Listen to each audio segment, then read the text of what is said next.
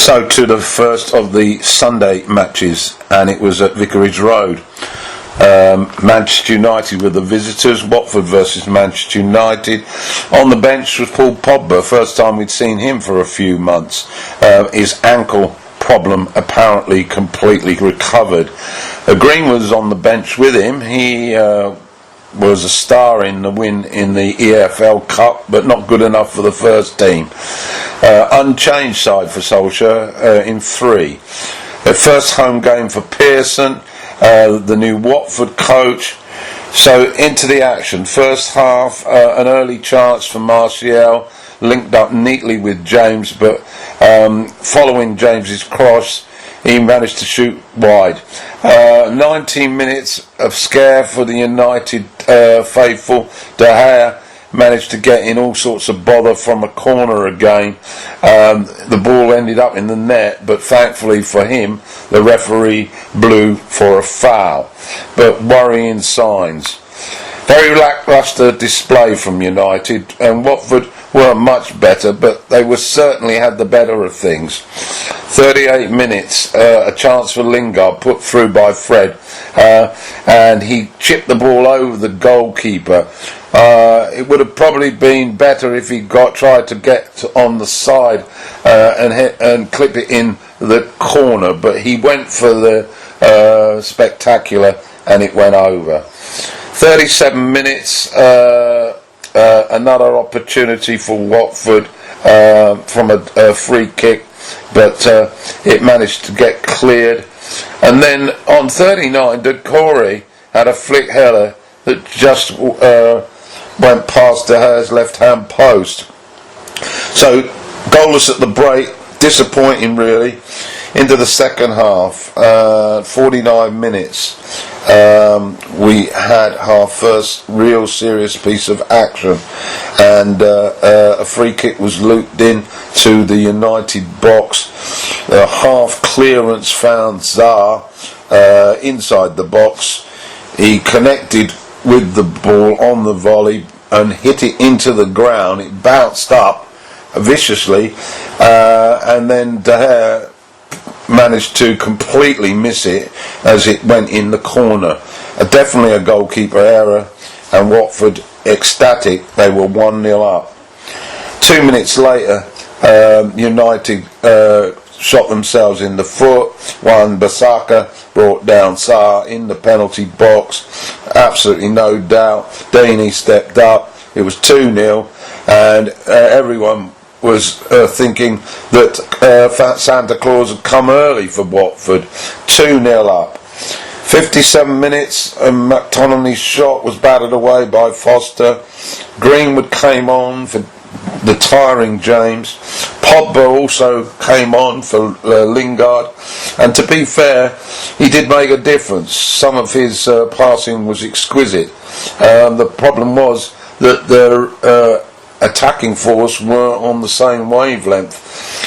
Mata came on, and his cross from a corner was met by Maguire, but straight at Foster.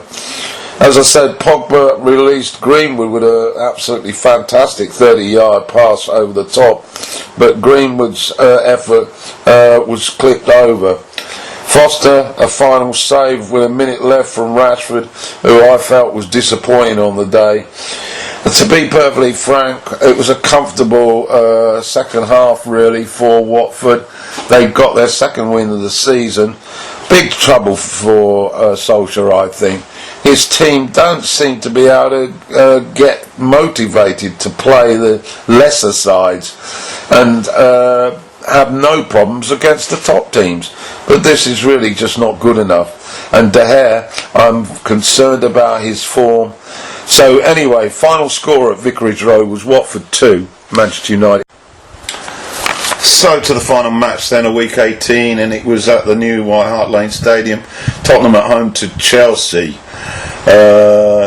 Particularly important match really for both coaches. Of course, Lampard played under Mourinho for many years, sees him as a mentor.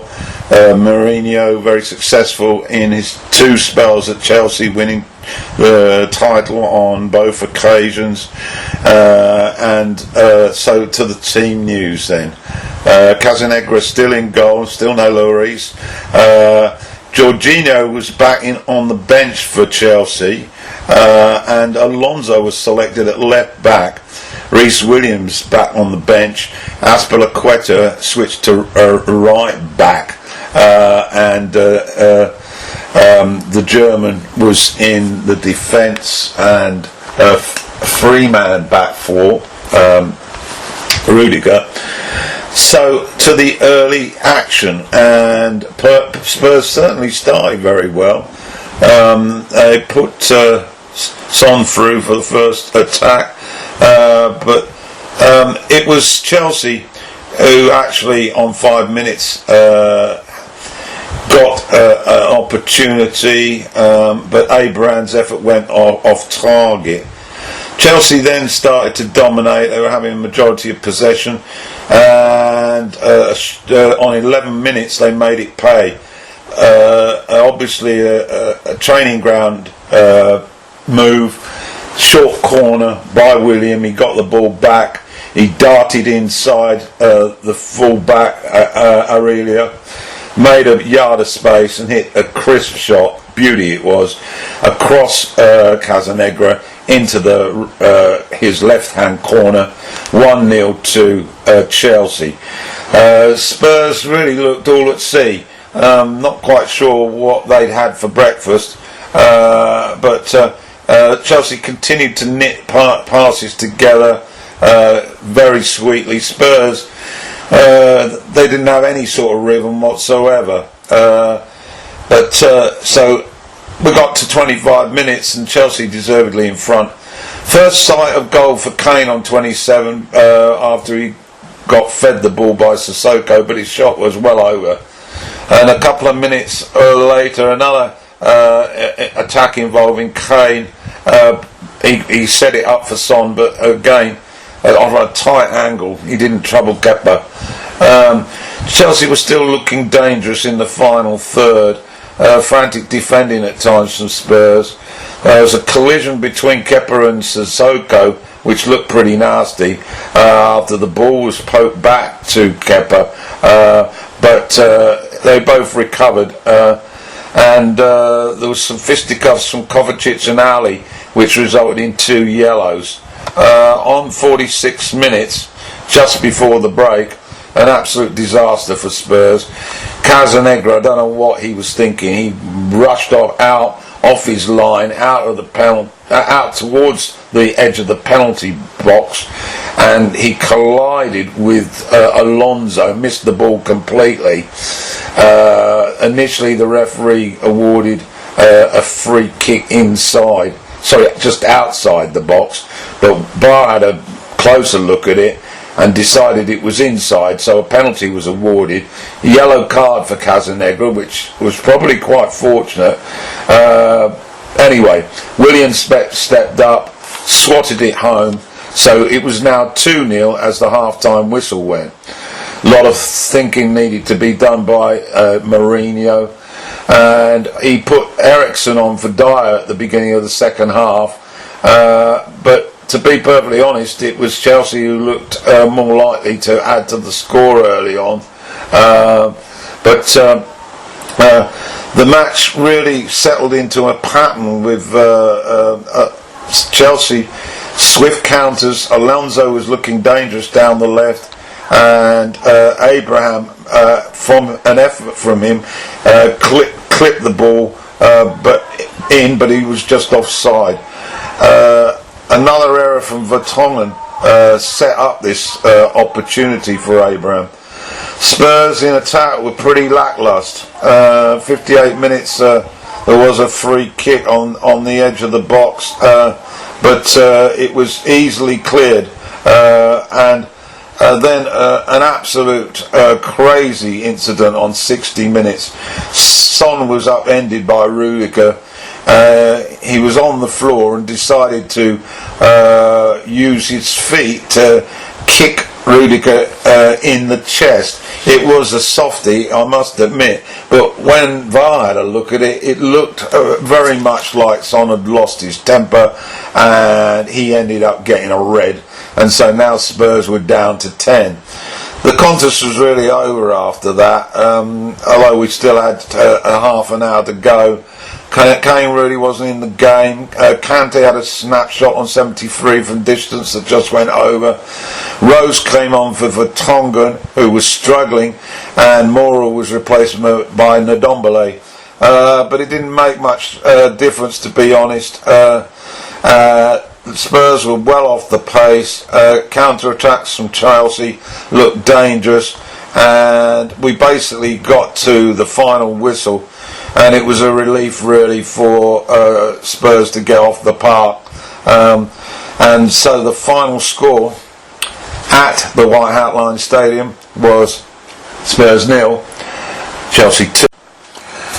So that's the week 18 completed. Of course, you will have noted that Liverpool winning their World Club trophy weren't involved, as were West Ham. So to the table, well, it doesn't really affect that too much. Liverpool not played. They've still got a 10-point lead over Leicester, 49 points to 39. City are now just a point behind Leicester on 38. Chelsea have re-established their control over fourth with 32. And Sheffield United now are fifth, with Wolves sixth, Spurs seventh, and Man U eighth. At the bottom, well, it's a slight improvement, of course, for the bottom side, who picked up that second win. They're still at the bottom on goal difference with Norwich, and joining them in the bottom three on 15 points are Aston Villa. They're 3 points shy of Southampton, who are in 17th. So, a quick look at the goals of the week. There's only two, as far as I'm concerned, in the frame. The Willian opener for Chelsea at Spurs, and of course Almiron's goal to win the game for Newcastle. I'm going to give it to the Paraguayan because of the absolute ecstatic reaction from both him, his fellow players and the fans. It was a wonderful moment. So my goal of the week, Pablo Almiron for Newcastle.